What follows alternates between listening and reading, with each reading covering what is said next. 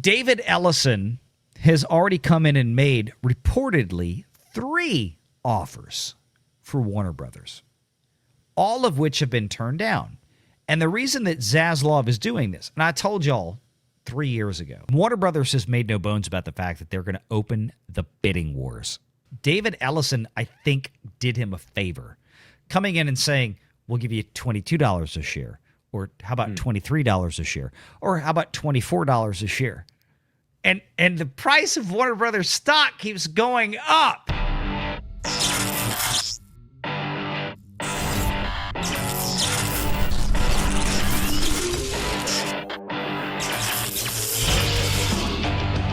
Renegade Online. Mike Rogers says, what are the odds that Netflix buys the Warner Brothers? Netflix is only going to buy Warner Brothers if and when David Zaslav does the split, does the spinoff. Netflix is not interested whatsoever in linear broadcast network channels. So if Zaslav is able to spin out before anybody buys them up hostilely or otherwise, and then puts the film studios and the IPs in the main segment, and then spins out things like CNN and TBS and, TNT and so on and so forth, spins out the linear broadcast, then Netflix would be interested. But as of right now, Netflix does not want to own any type of cable channel stuff. Is there any truth? This is just a rumor of what I've been told in my streams.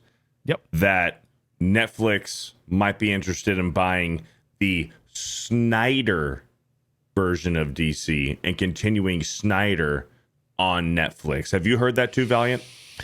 You had to have heard it. I've seen some posts about, like, somebody posted what looked like a complete AI bullshit of Zack flying on a plane with a Paramount logo behind him and all this kind of like. Here's the thing. I think what people are doing is they're conflating issues of what I just said.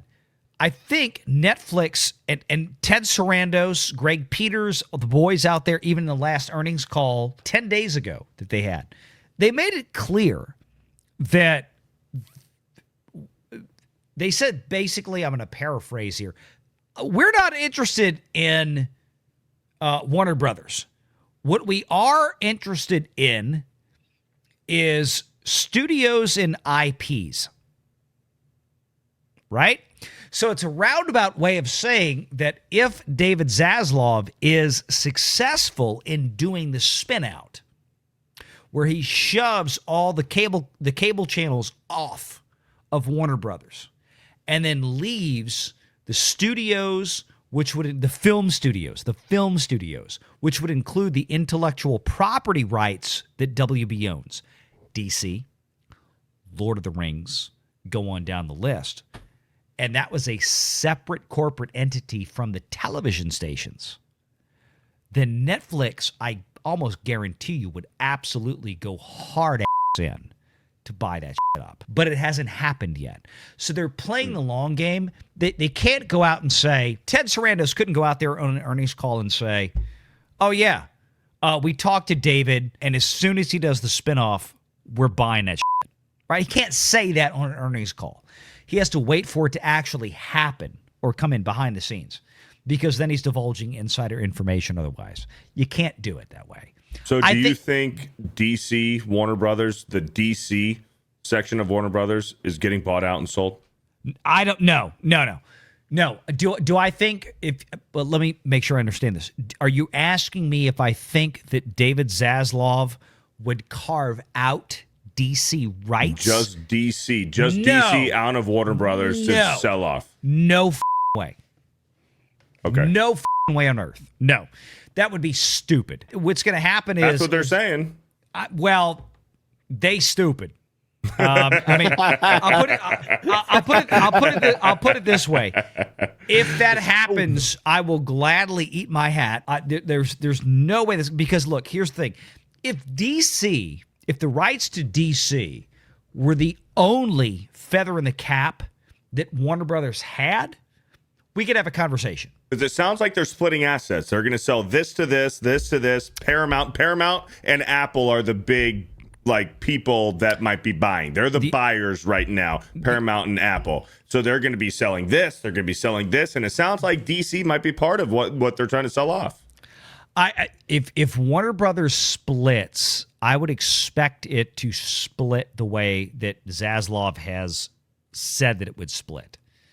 Meaning that all of the IPs in a bucket, meaning that they're not gonna segment out we're gonna sell Harry Potter to this person, and DC to this person, and Nickelodeon to this person, and no, I'm sorry, that's Paramount. Sorry, too many IPs moving around right now. Sorry, my brain is kind of they're looking to sell all these different properties to one buyer. Yeah, there's no reason to piecemeal this out, and this is my point. The writing's already on the wall. If you look at how things have already been moving, David Ellison has already come in and made reportedly 3 offers for Warner Brothers, all of which have been turned down. And the reason that Zaslav is doing this, and I told y'all 3 years ago, there's a video still out there from 3.5 years ago on my channel, David Zaslav, the new sheriff in Hollywood. He can sit there at this point. Warner Brothers has made no bones about the fact that they're going to open the bidding wars. And basically, I hate to say this, David Ellison, I think, did him a favor. Coming in and saying, we'll give you $22 a share. Or how about $23 a share? Or how about $24 a share? And the price of Warner Brothers stock keeps going up with this because people are expecting if I buy it right now while it's $19, in 3 months I might get $25 a share. That's a hell of a fucking return in 3 months. You right?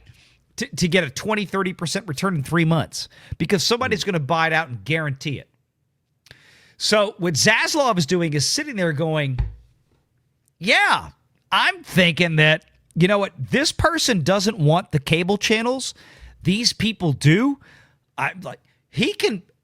Zaslav right now is in the catbird seat. He can basically do anything he wants, and he's going to get very well paid.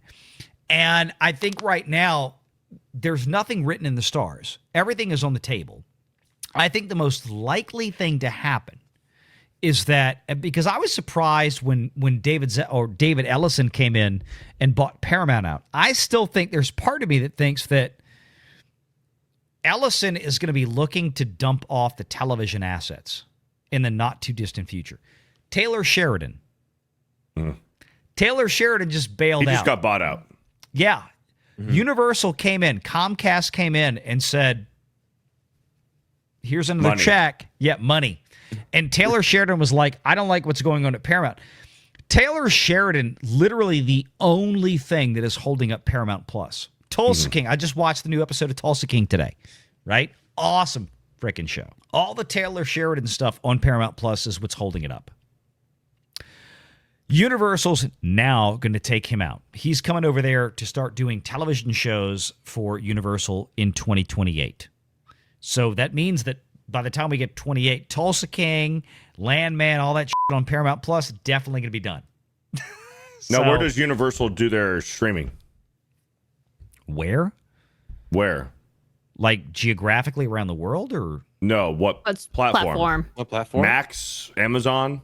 Where does Universal do their streaming? Peacock. Okay. Well, there you go. Yeah. Okay. And that's Paramount Plus right now is CBS's streaming service, and it has absolutely been dominated. I mean, when you've got shows that cost reportedly like $50 million, like Mobland, absolutely one of the greatest shows on television this year, bar none. Mobland with Pierce Brosnan and Patty Considine and Helen Mirren, obviously brilliant show. Was sweeping up 15 million viewers a week because it was a Guy Ritchie show earlier this year. Landman, Billy Bob Thornton, Taylor Sheridan show, sweeping up similar audiences on Paramount Plus. Paramount Plus that has half the audience of Disney Plus and absolutely smoking it. This kind of thing. There's a lot of movement out there right now with this. I don't think that I mean, I think David Zaslav at Warner Brothers is just kind of sitting back, chilling out, and he's going to get more money than people think, and then Hollywood's going to hate him even more for it. Make sure you're subscribed to Valiant Renegade and join us every Sunday at 6 p.m. Eastern for the live show.